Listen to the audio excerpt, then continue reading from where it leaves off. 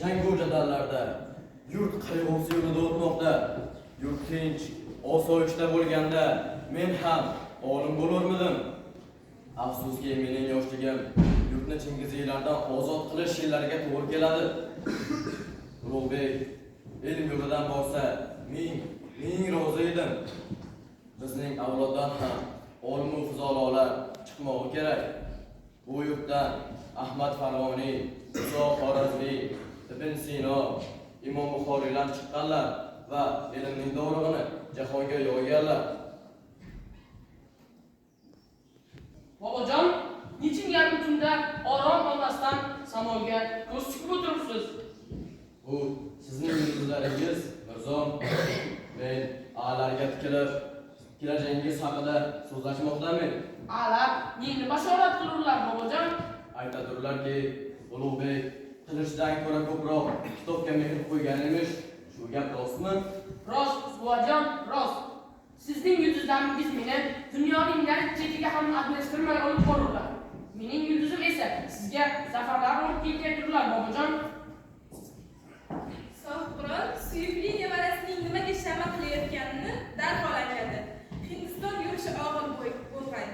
Ammo biz u yerdan zafar ila qaytmaymiz deya ko'ngildan o'tkazibdi. Va Hindistonga borib qaytguncha bir yil davomida hamisha Ulug'bek haqida o'yladi. Nihoyat 1399-yilning 28-mart kuni Amudaryo ustiga solingan solibuklikdan o'tayotgan nevarasini sog'inib esladi. U o'zini kutib olgani chiqqan saroy xonimlari, malaklari bilan xotirjam salomlashdi. Assalomu alaykum, bobojon. Siz ham keldingiz, Mirzo. Sizga qancha jo'natgan edim, oldingizmi? Bobojon, men sizni juda ham sog'indim. Xatingizni oldim, o'qib juda ham xursand bo'ldim, bobojon. Siz ko'p kitob o'qiyotgan emishsiz. Falakiyot ilmiga oid kitoblarni o'qishni ko'p yaxshi ko'radurmen. Men sizga narsalar olib keldim. Axir bugun tavallud kuningiz. Oltinlar va yoqutlar, marvaridlar va oltinlar. O'zingizga nima yo'qsa, o'shani oling. Rahmat, bobojon. Ammo men bularni nima qilaman? Mayli, mana shuni tanladim. Buning nimaligini bilasizmi? Bu narsa dunyoning shakl va shamoyilidir. Suyukli nevaram Ulug'bekka Mavlono Ahmad ustozlik qilsin. Ulug'bek yaratadigan bu bog' ilm va ma'rifat bog'i deb ataladi.